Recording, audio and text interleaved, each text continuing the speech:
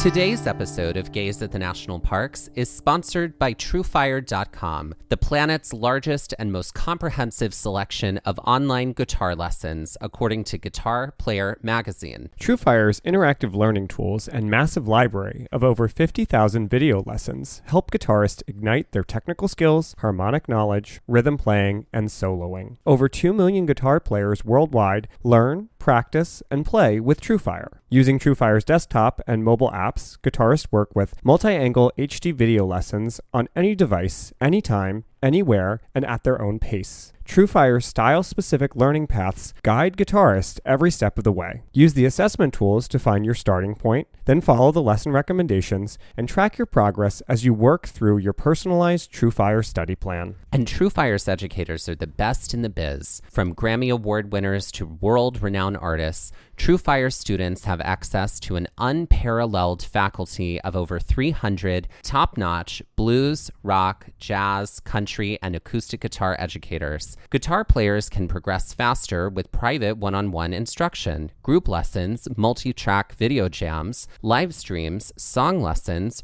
premium tracks, and so much more. With thousands of 5-star reviews from amateur and pro players alike, you'll find yourself in good company with the world's most comprehensive guitar learning platform. So grab your guitar and ignite your musicality. Visit TrueFire.com and use code GAZE for your free 30-day all-access trial and 50% off your first purchase. That's TrueFire.com/gaze. And that's GAZE, G-A-Z-E.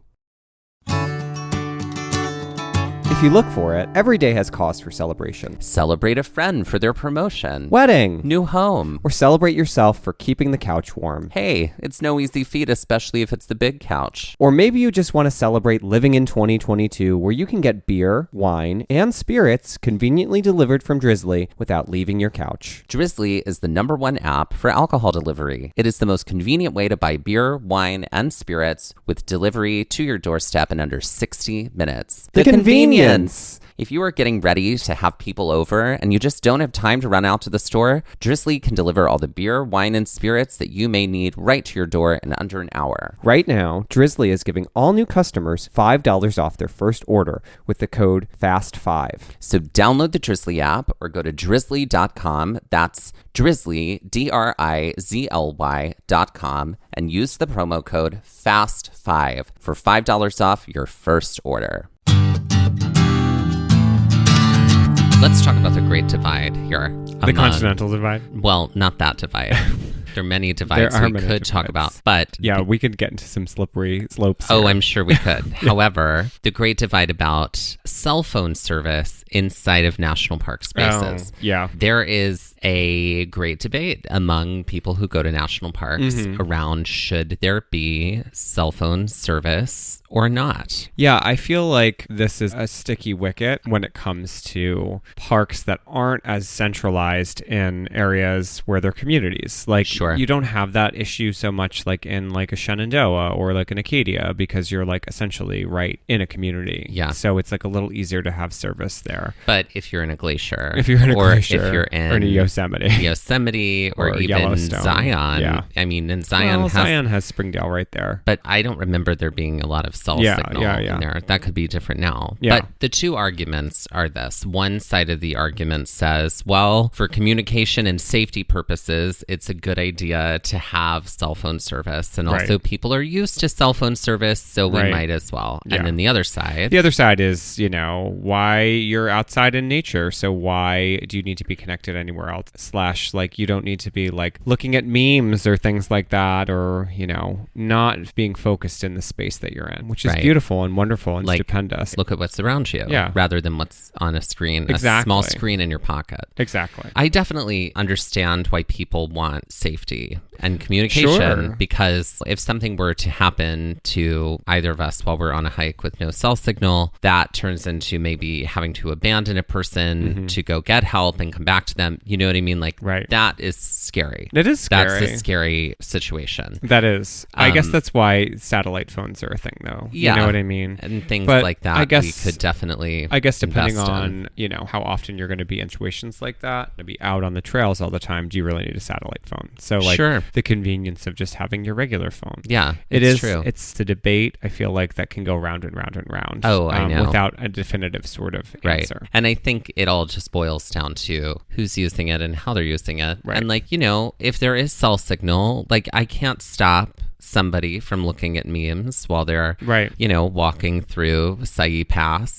I really hope they're not, because Right. there's too much beauty. too much beauty around you, but technically you can't stop somebody from doing that. You can't. No. So I feel like it's similar to like cell phones in movie theaters. Right. I say movie theaters because live theaters, your cell phone should be away and you better not ever take it out. Don't you dare put that phone away. You have come to a live theater performance. There are people on stage who are real people who are working to bring you something that is both entertaining and educating, right? So And you can clap for them at the end. That's right. But not, and then in you can not in a movie. Don't clap for those people. Oh, no. They're not there.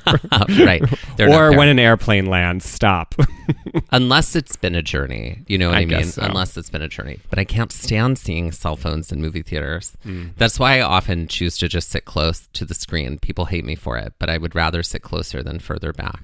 I go to the movies sometimes with my friend Dita, and she wants to sit in the last row up top, and I'm like, have fun. I'm going to be down here in the front. Right. So, but because there's screens because you out, wanna- and it's so distracting. Because you want a neck in the back row. And you obviously can't do that in the front row. Precisely.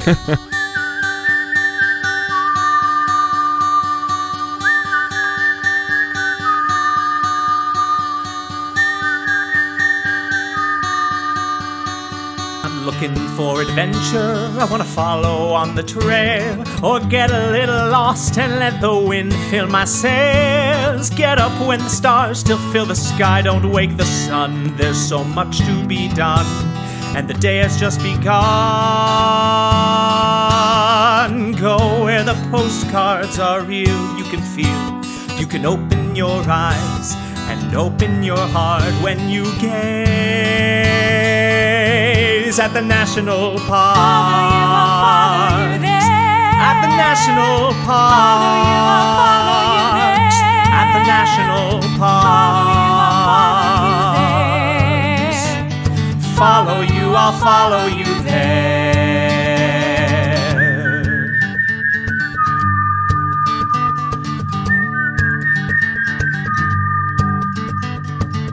So let's recap. Let's.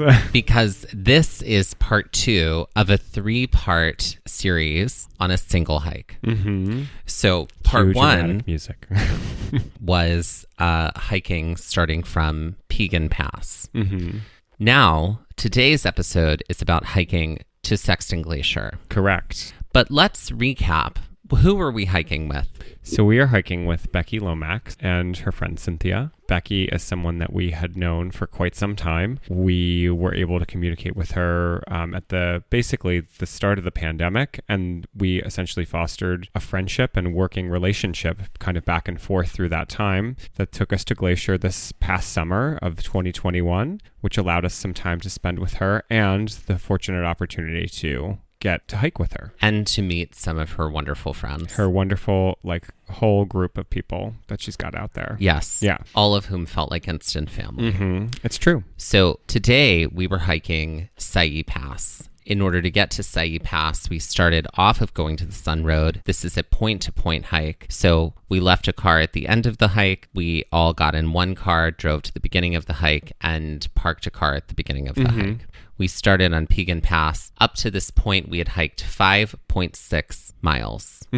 We had to go, along multiple trails as we had gotten, up from Sexton Pass to this point, which was essentially the Siyeh overlook in the Siyeh Pass. We were able to see incredible views of Sexton Mountain and also of Boulder Valley, and then down towards, as we were at the top here, where we had sort of left off in our last episode, looking down toward St. Mary Lake, which is where we were going to basically end our travels that day. Right at St. Mary Lake. Right. That's right.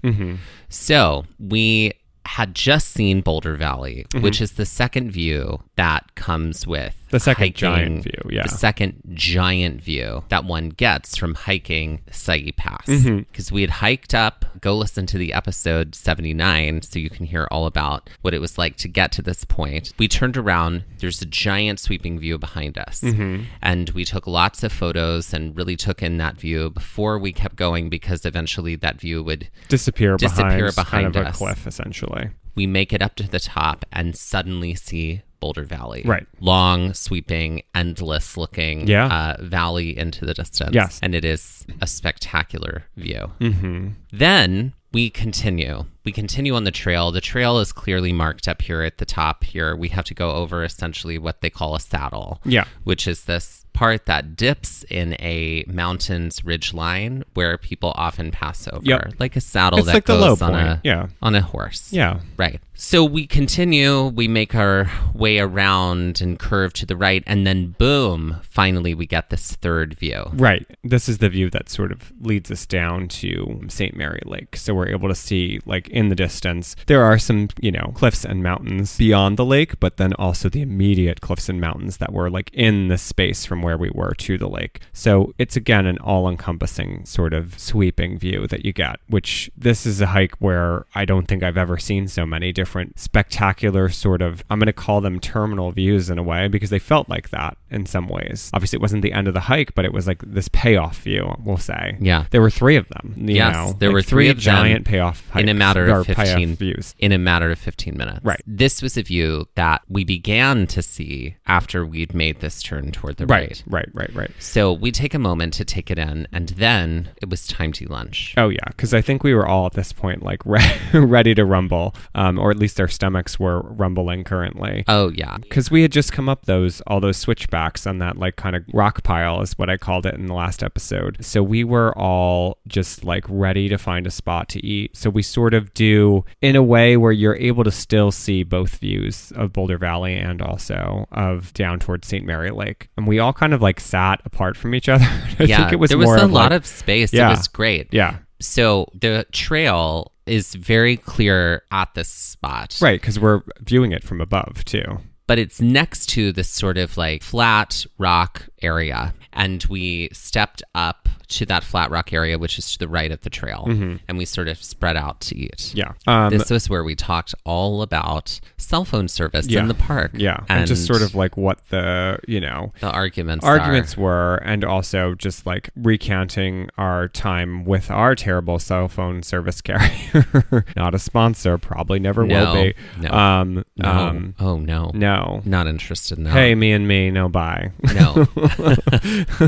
But this is also the point where we're able to see in the distance, and where we have this conversation about, well, what are we actually going to do next, and like where might we go? Cynthia, I think, brought up, she's like, oh, see that over there? That's Sexton Glacier. And we could see it a little bit from where we were sitting because the view had started to open up. And we could look to the right and see that there were some snowfields on the peaks. Yeah. But she pointed out one and said, yeah, that's Sexton Glacier. Yeah. And she was like, yeah, Becky's taken me out there before. Just like sort of casually dropped this. She was just like, yeah, it's real cool. Like, it's not that bad. We went out maybe a little later in the season than this, but I've been out there with Becky before. So she just sort of like puts this down on the table and like kind of walks away, and we just continue to like munch and like sort of like enjoy our time. Later on, we together recapped this hike with our friends Brian and Tino, who had been to Glacier. And this was a hike where they were with like 10 people. And I think it was at this point that a grizzly bear crossed their path. That's right.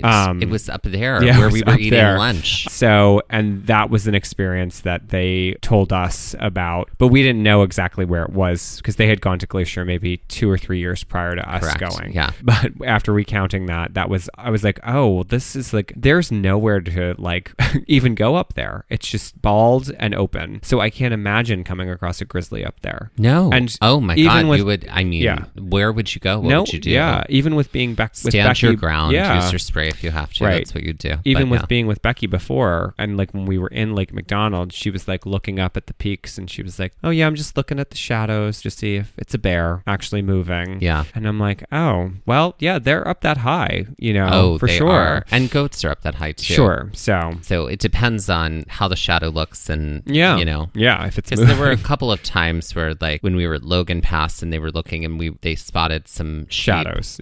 Yeah. After we finish up with lunch, we wrap up, fairly quickly, and then we head on back onto the trail. As we're going down the trail, we can see that this amazing view is getting closer and closer, and it looks like there's a ledge about 200 feet in front of us, but it's not a ledge, but it definitely looks like that. There's this photo that we have of all of us walking, and it looks like we're going to walk right off of a ledge. Yeah. But it's not a ledge. Yeah. No. This view, when we get up to this point of where the ledge would have been, if it were a ledge, now it's like we're inside of the view. Right. And now the sweeping views are to our right and left, really far out. Essentially, the descent section of this hike begins. Right. It's, you as you're coming down on the straightaway, you are sloping down. Like you're pitching down pretty quickly. Like you do lose as you're going forward. You sort of just start to drop off.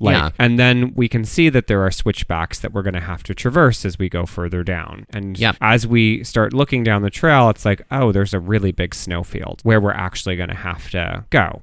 In order to continue the trail, to get down to Sunrift Gorge, to get back down to the car, like there's a pretty decently sized snowfield that we're going to have to get to. And then as we're walking down, Becky pauses to point out Sexton Glacier again. Mm-hmm. And because we have a much better view of it now. Mm-hmm. Yeah. And so we're looking at it now. We're taking photos and we're, talking about Sexton Glacier. And then she gets an idea. Mm-hmm. And that was, we probably could go out there. It was more like, yeah, we could probably go out there. You know what? Let's go. Let's go out there. Yeah. It was very like off the cuff. It was. We were like, oh, really? And Cynthia was like, well, if there was anybody we were going to go with, we're going with the right person. Right. Exactly. So she's like, we've been before. Yeah. I think I was a little bit afraid to go off trail. And I was like, I don't. And Cynthia was like, no, trust me, you're going to be just fine. Yeah. And that was a nice reassurance. Right. Because Becky has been guiding in Glacier for a long time. And also, just as a disclaimer, this episode should come with a disclaimer in that we did go with someone who knew what they were doing. We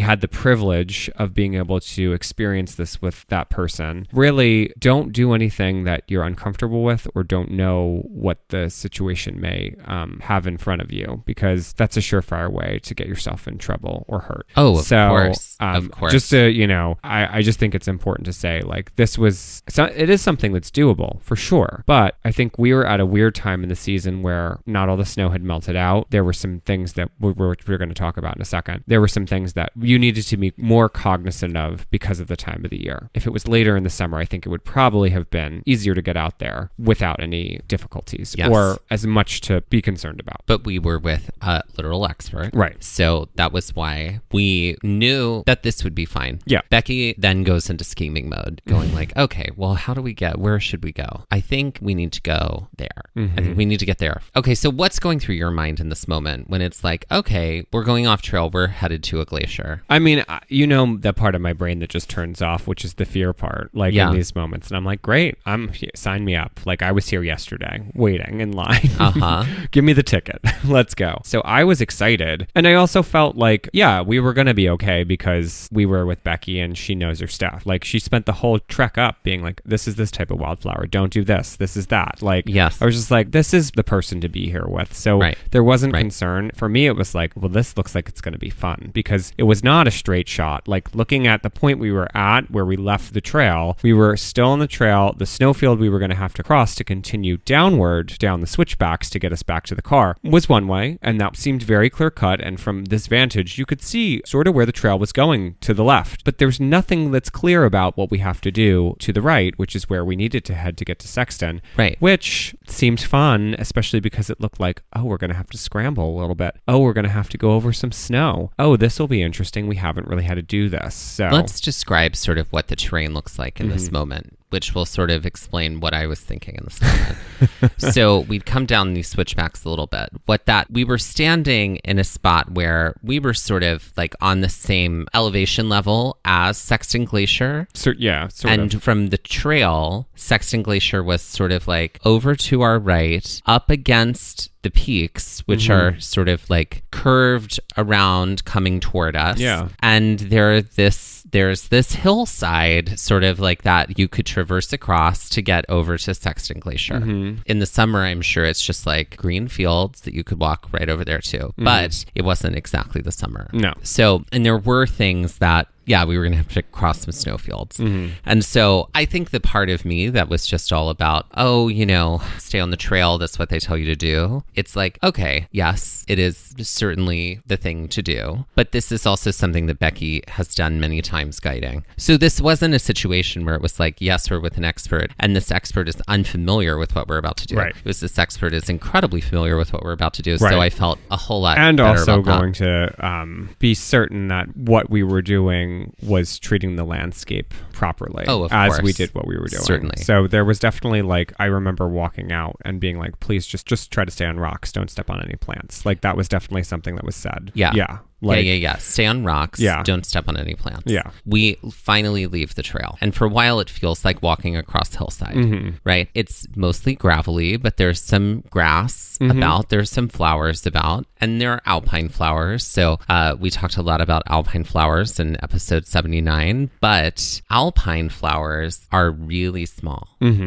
So there can be, like, you can see a very familiar looking flower, but it might just be the alpine version of that flower. We're still seeing this here on this hillside. And there are patches of snow about. It sort of feels like we're kind of crossing in this hillside, like almost like a moraine, like, or a fell field, which is sort of like what that remnants of moraine is, because there were a lot of rocks and stones too, before we ended up getting to this first sort of patch of snow that we were going to have to traverse across. But Cynthia's leading for a little while, and this is where Becky gives her a compliment that's like, great trail finding. And it was like, you could see like the light like shine down. Cynthia's like, I live for those compliments.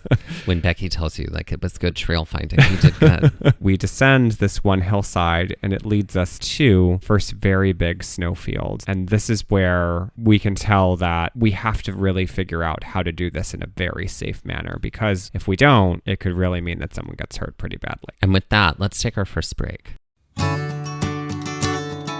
No one has a business like yours. With all its strengths and challenges, to succeed, you need a hiring partner that adapts to your needs. You need Indeed. Indeed is the hiring platform where you can attract, interview, and hire all in one place. Finding great talent doesn't have to be a second job. You can hire faster and better with Indeed. Instead of spending hours on multiple job sites searching for candidates with the right skills, Indeed's a powerful hiring partner that can help you do it all. Find great talent faster through time-saving tools like Instant Match, assessments, and virtual interviews. With Instant Match, over 80% of employers get quality candidates whose resumes on Indeed matches their job description the moment they sponsor a job, according to Indeed Data US. One of the things I really loved about Indeed is that it makes hiring all in one place so easy, because Indeed does the hard work for you. When you pay to post a job, Instant Match shows you candidates whose resumes on Indeed fit your description immediately after you post, so you can hire faster. As someone recently in the market for a new job, it was a real comfort to know that my skills, talents, and interests were being matched with the perfect potential employers for me. Even better, Indeed's the only job site where you only pay for applications that meet your must-have requirements. Indeed is an unbelievably powerful hiring partner, delivering 4 times more hires than all other job sites combined, according to Talent Nest 2019. So join the more than 3 million businesses worldwide that use Indeed to hire great talent fast. Start hiring now with a $75 sponsored job credit to upgrade your job post at Indeed.com/gaze. This offer is good for a limited time. Claim your $75 credit now at Indeed.com/gaze. Again, that's Indeed.com/gaze, and that's GAZE. Terms and conditions apply. Pay per qualified applicant, not available for all users. Need to hire? You need Indeed.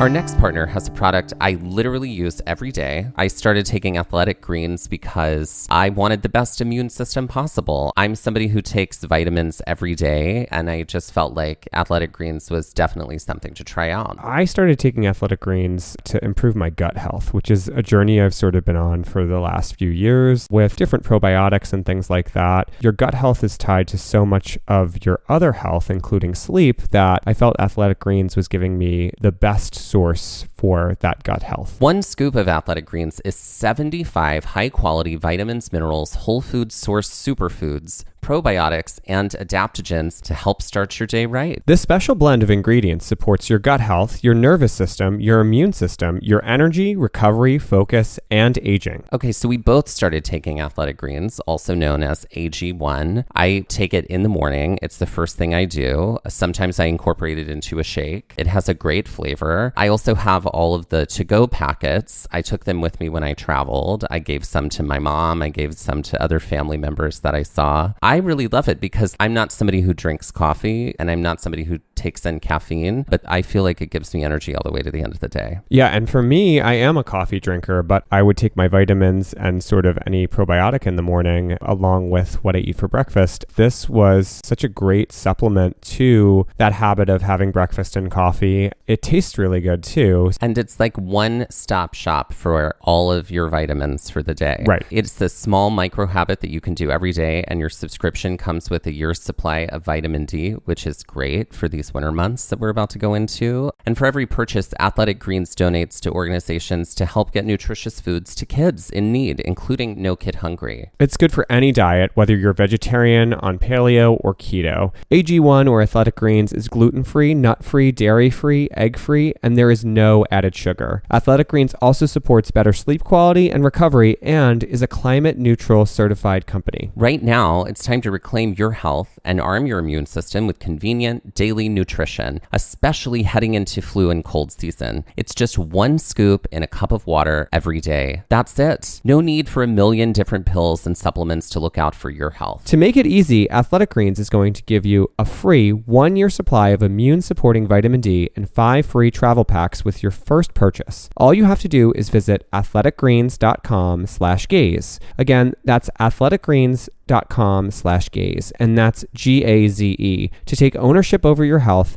and pick up your ultimate daily nutritional insurance. I'm really excited to incorporate this on days where we do really long hikes. Okay, so we're playing adjective, noun, verb. I've got one. Okay, so weak and flexible blooms, elegantly bouncing around. Weak and flexible blooms, elegantly bouncing around. Yeah.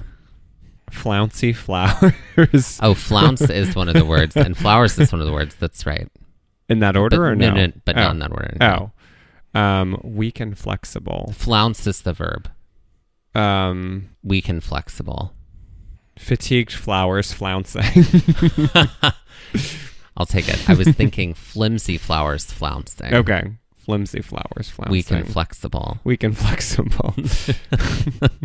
Flouncing. Flouncing's a great word. Isn't flouncing a great word? Mm-hmm. Okay. Circus jesters who caw like these blackbirds, creating a knitwork pattern. Is crow one of the words? Is clown one of the words? Is it clownish crows crocheting? It's crowing clowns crocheting.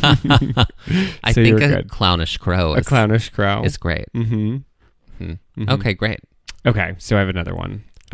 So tired and I'm trying to think of a way to describe this without giving it away. Tired and imaginative followers of the Grateful Dead behind the wheel of an automobile. Dreamy deadheads driving? I'll take it. I was thinking of delirious deadheads. Delirious. Delirious. Oh, okay. Okay, great. Tired and imaginative. Tired imaginative. I love it. Okay. Strange and quirky felines preparing food. There's so many double O's here.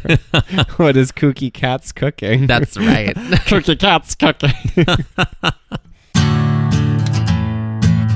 So here we are at the first snowfield. The first snowfield, it wasn't that wide, this first one. No, but it was very long. But it was like, it was steep. It was steep. Yeah. And I didn't have crampons. You didn't have crampons. Right. For those of you at home that don't know what crampons are, they're like ice spikes, essentially. You can put them on your shoes. They're like snow chains for your feet. Yeah. They're like snow chains for your feet. Yeah. You should only wear them on snow. Right. They're just like snowshoes. You shouldn't wear crampons when you're on grass or when you're rock. Or definitely on rock, because the rock can hurt the crampons. Yeah. Right. So this snowfield requires us to sort of go down diagonally to get to like the closest spot where we could like continue. On land. Yeah. That's not covered in snow. So Becky instructs us to dig our heels in first.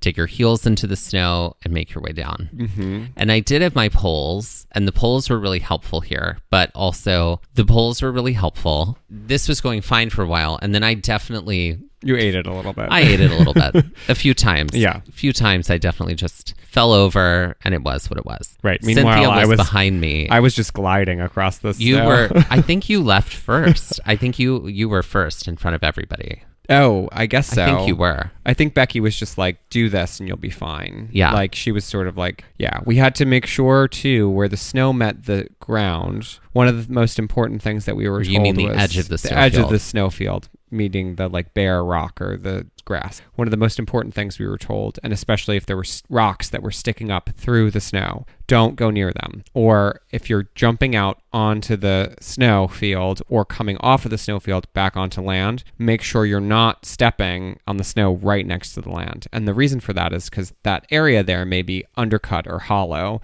because of the melt, and you could actually fall through. That didn't give me terror. It would at have all. made a tiny little miniature ice shelf if we remember our types of glaciers.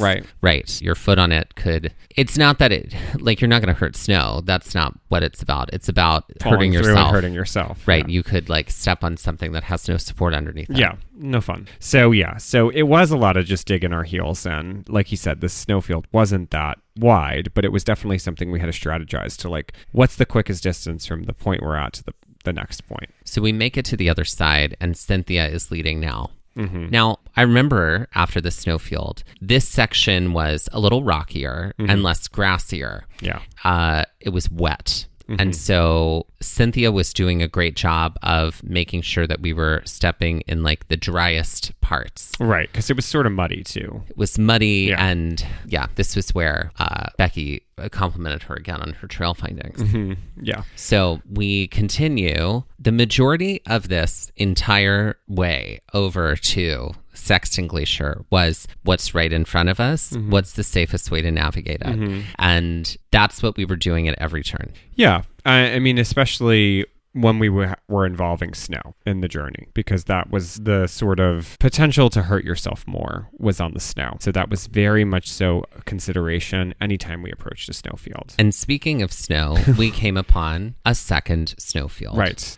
So this one is even bigger than the one we had just crossed. Yeah. This one is actually quite massive and very steep. Very steep, and it seems to just go right down to just an actual cliff edge drop off. And so we're looking at it, and what does Becky say? Becky's like, we really can't cross the snowfield up this high because it's so steep. And if anybody was to fall, they would gain momentum and they would just slide and roll, and you would not be able to stop yourself, essentially. And so that didn't thrill anybody. No. And so there was no way across it right here. No. So we were going to have to go to a different part of the snowfield.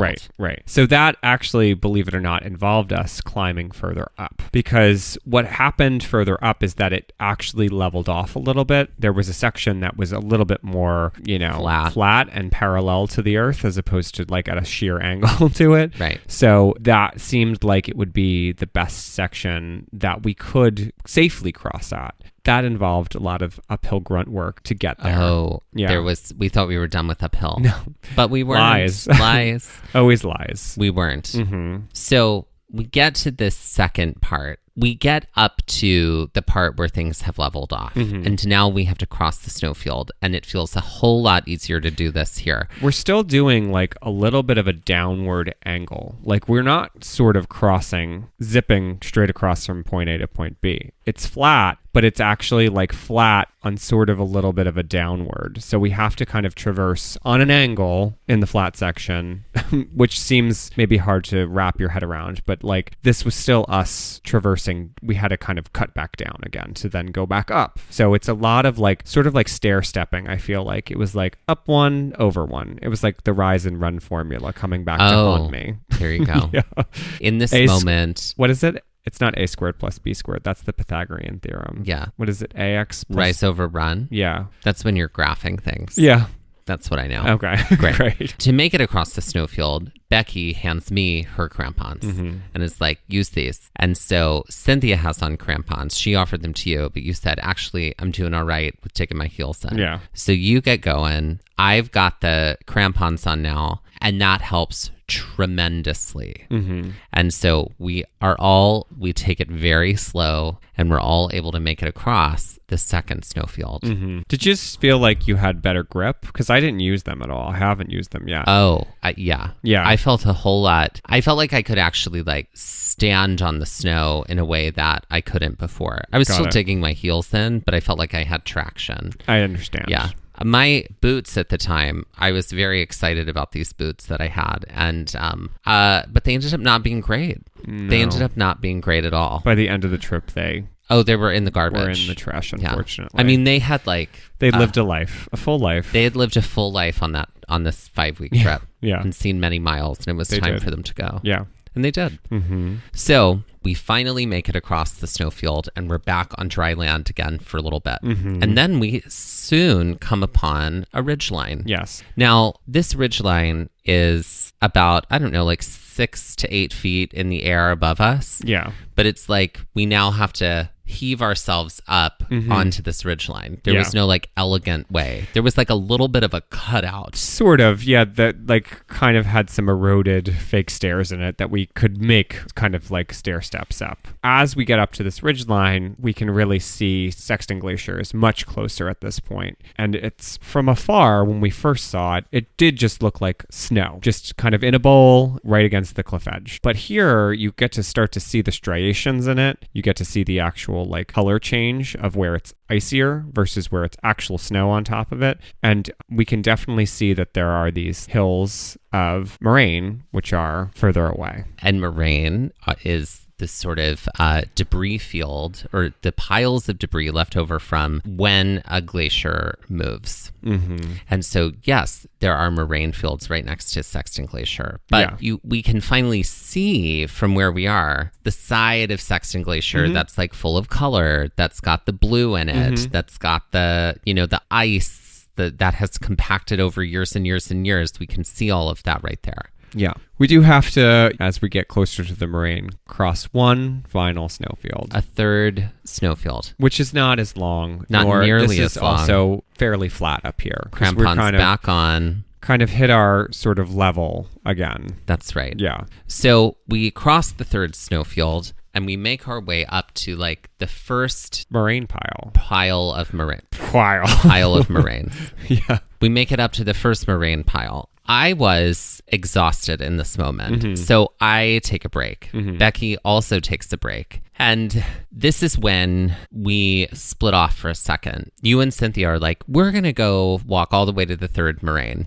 Yeah. And just Becky, basically about as close as we were going to be able to get that day. And Becky was like, I'm good and I'm staying here. And I was like, you have got my number right now and I'm going to do that too. Yeah. And Becky has been before, so it was sort of like, I've been out there, it's fine. Like, right. But Cynthia hadn't been for a while, and I was like, well, I'm here, I'm doing this. So yeah. This was really cool to go out those two other piles of moraine. The moraine piles are really steep. So actually getting up that first one was grunt work to get up there. Huge amount of grunt work. Even to get up. So we continued to traverse, and we had to like dip down a pretty considerable amount before getting onto the second hump of moraine. And then the third hump, there wasn't as big of a divot in. It's less of a drop.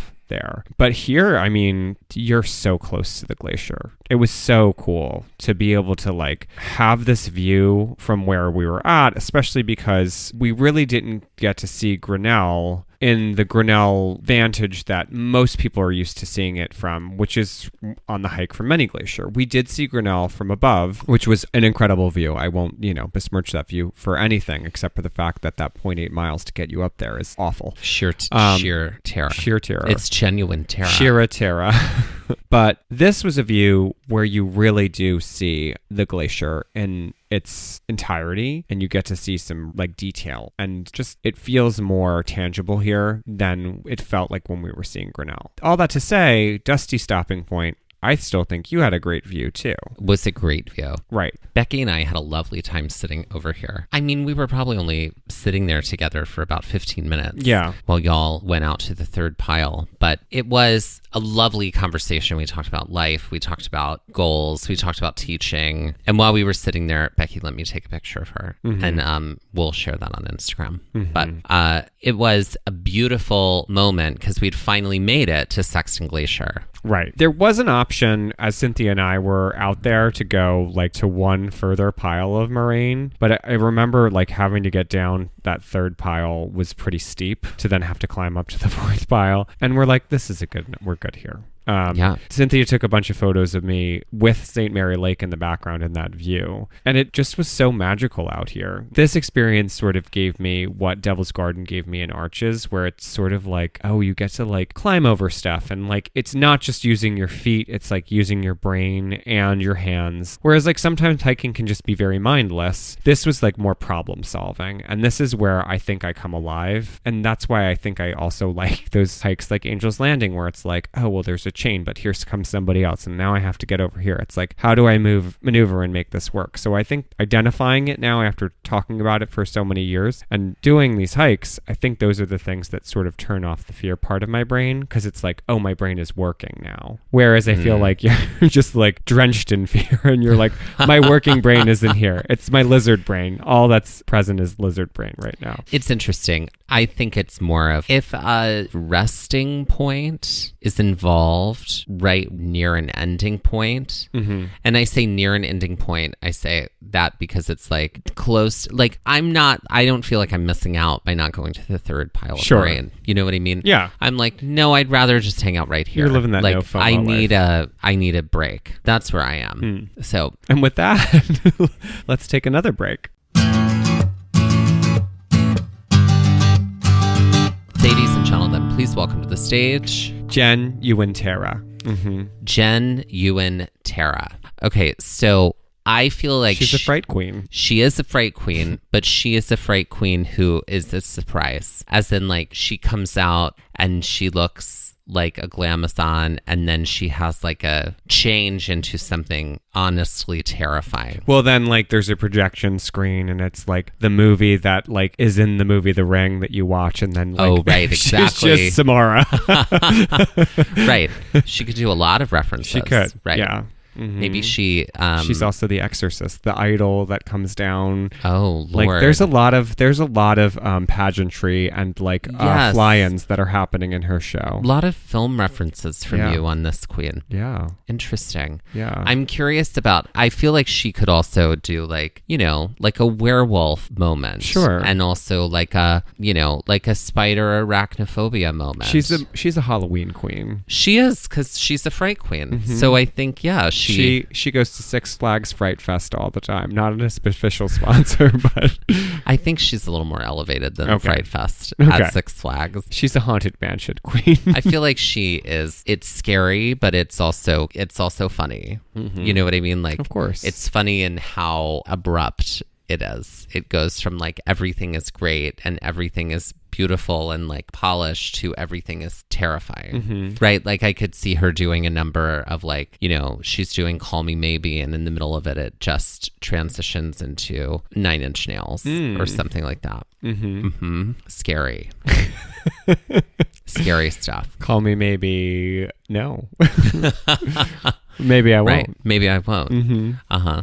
So I could see her doing that. Mm-hmm. I think her I think her merch is a Jen in the box. Oh, okay. So you wind it up, Mm-hmm. and then when it pops out, it's just some terrifying version Of Jen. Some terrifying version of Jen. Mm-hmm. Yeah, Jen Ewan Tara. Mm-hmm. Yeah, her middle name is for Ewan McGregor because her parents really loved Ewan. This actually, I'm riffing here for a minute. Okay. I'm curious, maybe Jen Ewan Tara isn't just one queen. Maybe it's a triple act, and there's Jen, and there's Ewan, and there's Tara. Oh.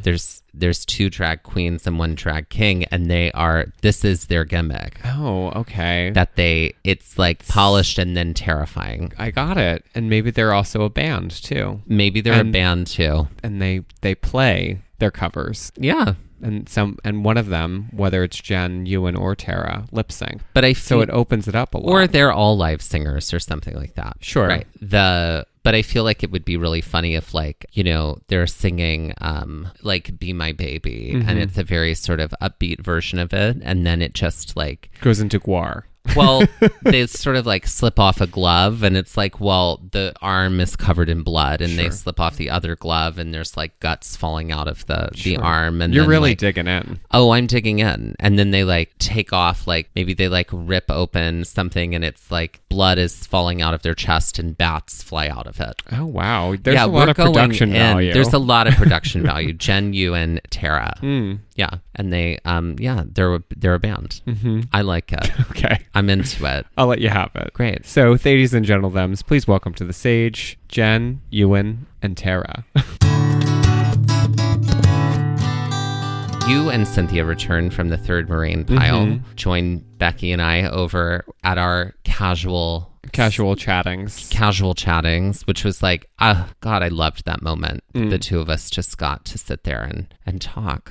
Yeah. In this beautiful place. Yeah. And like, it was great. And so we said, okay, we're going to have to figure out our way back.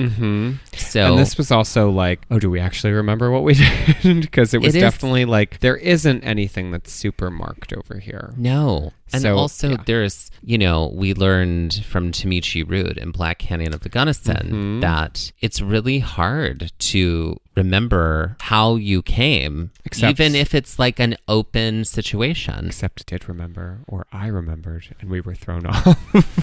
We did. We were going exactly we the were correct going way. Where we should have gone. And so the only benefit here is that you can see the trail in the way distance as you get closer to it. You know you have to head in one direction, and then it's like, oh, there is the trail. And by one direction, we mean a general direction. Right. There's the general direction that we needed to head in order to get back to where the trail was. Right. So we start on our way back, and we have to, you know, there's a lot of stopping when we hit a snowfield because it involves, you know, you guys had to sit to put those crampons on. You weren't standing to do it. Yeah. So it's like, find a boulder I can sit on that's adjacent to the snowfield, and then put them on. Get across. Get them off. Every time. Yeah.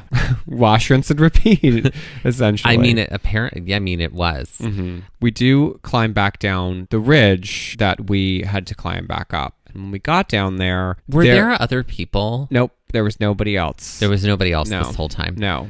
And really, we only saw people briefly after we were done with Sexton Glacier, but that was like further closer to the bottom. We'll talk about that to the bottom in our next episode. But we come down the ridge, and then we don't cross that snowfield automatically that we had to, because we there was this like other ridge that we like sort of followed around. Yes, because what we were trying to do, because we had like come down a little bit further, like from where we were on the trail, and we were thinking maybe we can pick up the trail at like a switchback that's a little further down. Yeah, that's past the snowfield that we would have had blocking to cross. Yeah.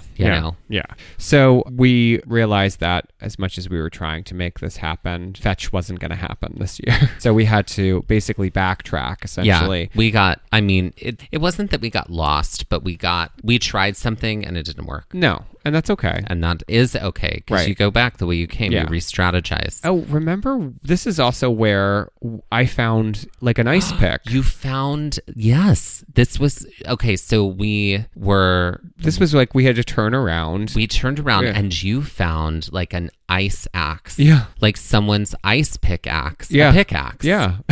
We got there. You found a pickaxe in the...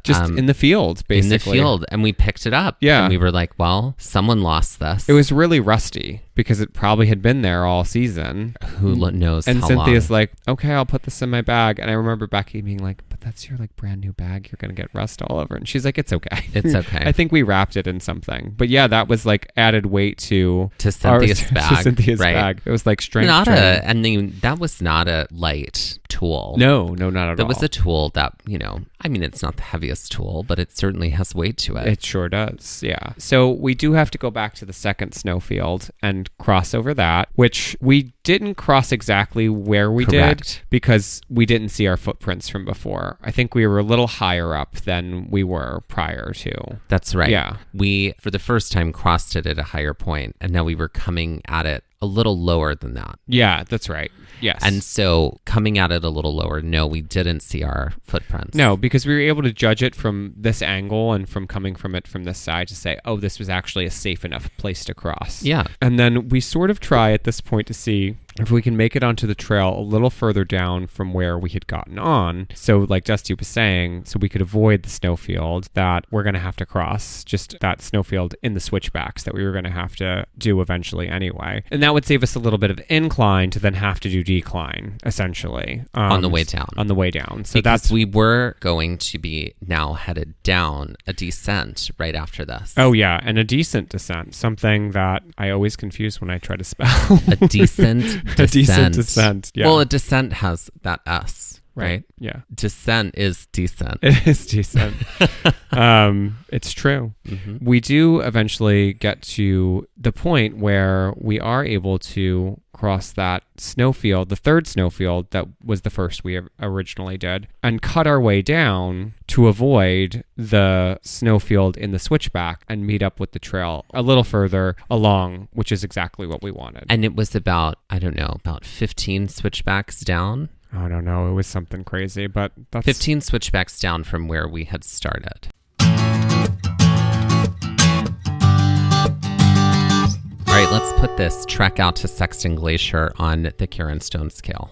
Great. For me, this was a blast, so I'm going to say it was a 5. Oh, yeah. I was actually going to say a 4. Yeah. Because it wasn't too hard. It was just, it took a lot of strategy. Oh, yes. It was like brain activated. And physically. This is where I was alive. Physically not that taxing. No. I would say, again, big disclaimer. Don't do this unless you are with someone that knows what they're doing, or where the snow has done it many times or the before. Snow has melted out enough that you're not crossing snowfields where you might get yourself in trouble. Like, that's right. This is not something to fool around with by any means. That's my big disclaimer here. So a 9 out of 20 Karen Stones. Mm-hmm. And now let's end this episode like we end all of our full-length episodes with some Jeopardy-style trivia. All right. I'm going to start us off today. Beautiful. Are you ready? I am. So this category is called Snow Fields, in quotation marks, mixed in. Okay. So this sort of acts like a before and after category. Okay. However, things aren't before and after. Okay. They're mixed in. Okay. This category is going to ask you to name a phrase that contains the word field. Okay. But mixed into the phrase is a person whose last name is Field. I never could. So, for 100, the phrase borrowed from team sports, meaning to make sure that everything is equal for everyone so that no one has an advantage, mixed with the actress known for saying things like, "You like me. You really like me. The whole time. And I can walk to Texas and back, but my daughter can't. She never could." Now I'm confused. So Sally Field is one of them. It's one of them. Right. But what's the phrase? So is it leading into Sally Field or no? Is it start with the phrase. Okay. Start with the phrase. So the team sport phrase, that means that it's equal playing for everybody in the game, right? Yeah. So I really so the blanking. phrase we were looking for was a level playing field. Oh, a level playing. So the answer would be Sally a level Field. playing Sally Field. Got it. correct. I understand So it's a now. level playing field with Sally Field mixed Got in. it. Right. Okay. It's like a circle inside of a circle. I understand. Cool. I got it Okay, now. great. So for 200, Never good. this phrase, borrowed from an outdoor elementary school event, means to take something and run wild with it, with this famous cookie company mixed in. What is Have a Mrs. Fields Day? That's right. Exactly right. Uh-huh. Okay, you get it now. I do. Is it I making get it. you? I is really get it. it making you access a part of your brain that hurts? No, it's just I think I the first phrase threw me off, and so I got you now. For 300, Mm-hmm. this phrase, also borrowed from team sports, is often used to describe not only getting a project started, but getting the productivity happening, perhaps delegating it to someone or a group of people to get things happening. Mixed with this phrase that we always hear Fran Fine say at least a few times on every episode of The Nanny. What is Take the Mr. Sheffield? Close. What is Get the Ball Down the O Mr. Sheffield? Great. Okay. Get the ball down the field. Okay. For 400.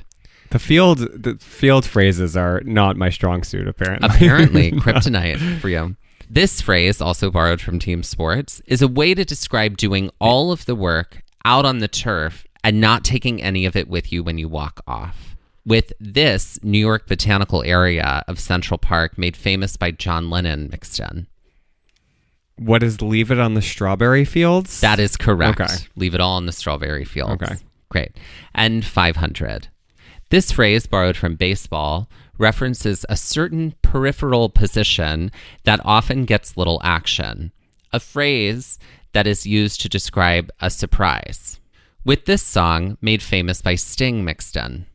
What is My Sex Life? Fields of Gold?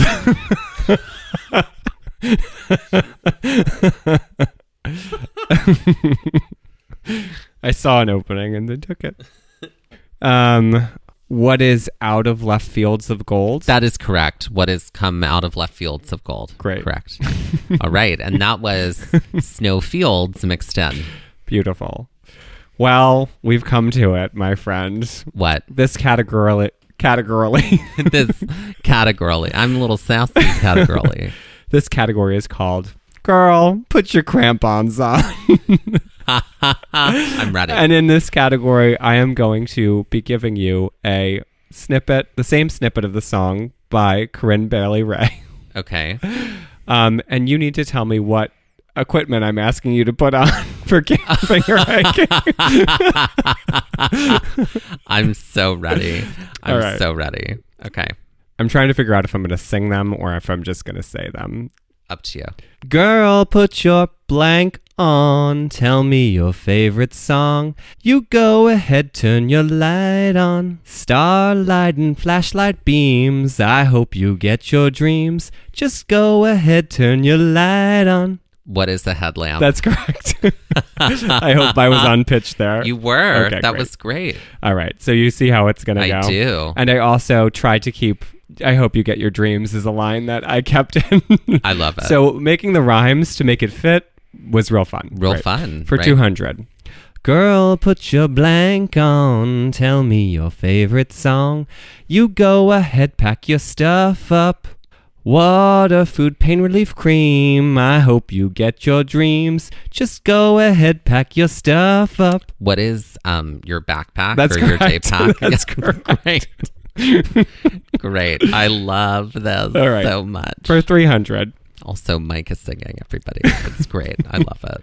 Girl, put your blank on. Tell me your favorite song. You go ahead, fill them boots out. Warm toes and tight sewn seams. I hope you get your dreams. You go ahead, fill them boots out. What is hiking socks? That's correct. Oh my God. I love all the rhymes with dreams. It's so good. I really had the best time writing this. Oh my God, it's so good. Oh my God, oh my God. We have 2 more. I'm so grateful. Okay. Yes. All right. Compose yourself. 400. Girl, put your blank on, tell me your favorite song. You go ahead, keep your step count. Count calories, don't lose steam. I hope you get your dreams. Just go ahead, keep your step count. Okay, so what is like a Fitbit Correct. or like an Apple Watch Correct. or some kind of something you'd Correct. wear to keep your step count? That's right. Correct. For Okay, great. for 500. Girl, put your blank on, tell me your favorite song. Yeah, go ahead, repel winged things. No creepy crawly screams, I hope you get your dreams. Just go ahead, repel winged things. What is bug spray? That's correct. It's a 5 for 5 sweep.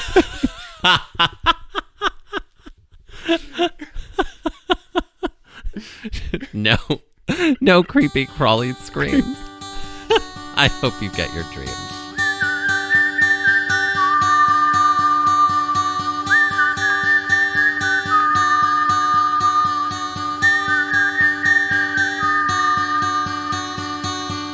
This has been Gaze at the National Parks, the podcast. We're here to remind you to hike early and hike often, and that adventure is always out there. And that Corinne Bailey Ray is always out there. She is. She is. She is. Go get your dreams. Gaze at the National Parks was created and is hosted by us, Dustin Ballard and Michael Ryan. To see images from this episode, follow our Instagram at Gaze at the National Parks. To contact us, email us at gazeatthenationalparks@gmail.com. And to find out more about the parks visited on this show, visit our website, gazeatthenationalparks.com. That's Gaze, G-A-Z-E.